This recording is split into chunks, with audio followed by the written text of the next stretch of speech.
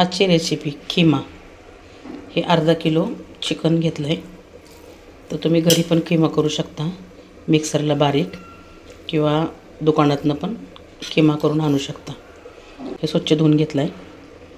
हे दही, अद्रक, कोथिंबीर आणि मसाल्यासाठी कांदा, टमॅटो, लसूण, खोबरं आणि अद्रक. तर खिम्यात पहिलं आपण दही टाकून घेऊ.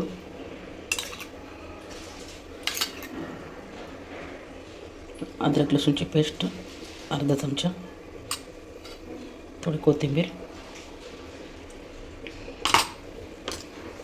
काय आपण मसाल्यात ॲड करतो. मिरची पावडर थोडी टाकायची, कारण परत आपण मसाल्यामध्ये पण टाकणार आहोत. थोडंसं मीठ आणि गरम मसाला. एकत्र सगळं हलवून घ्या. एकत्र सगळं हलवून घेतलं. आता आपण मसाला वाटायचा. तर मसाला ग्राइंड करून घेण्यासाठी हे सगळं टाकायचं मटेरियल. अद्रक हे कच्चं टाकायचं. हे बारीक करून घ्या. फ्रीजमध्ये 10 मिनटासाठी ठेवून द्या. मसाला ग्राइंड करून घेतला आहे. 2 तेजपत्ते, तेल गरम केलं आहे.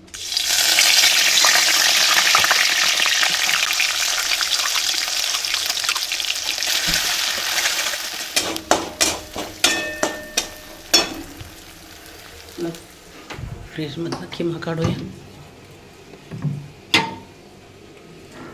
10 मिनटं होऊन गेले. मसाला चांगला फ्राय झालेला आहे. हा खिमा टाकून द्या.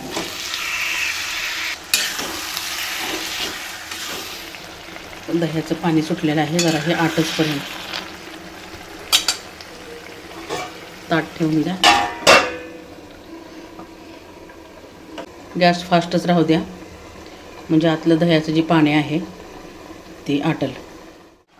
गॅस फास्ट केला तर पाणी आटायला मदत होती आणि शिजतं. एवढं पाणी सुटलं बघा. हे चिकनचं पाणी नाही, दह्याचं पाणी आहे. थोडं शिजू द्या. थोडंसं पाणी आहे. तोपर्यंत तुम्ही मिरची पावडर, थोडी हळद, मीठ, गरम मसाला चांगला हलवा.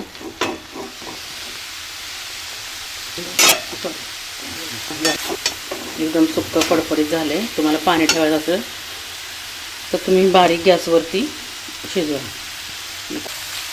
खिमा, बाजरीची भाकरी,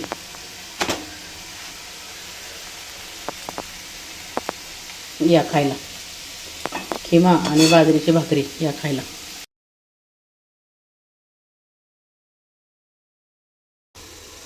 म्हणजे तो मसाला आहे ना चांगला शिजेल.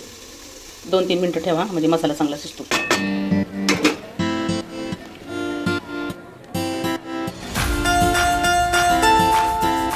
खिमा, चिकन रस्सा, बाजरीची भाकरी, कांदा, लिंबू.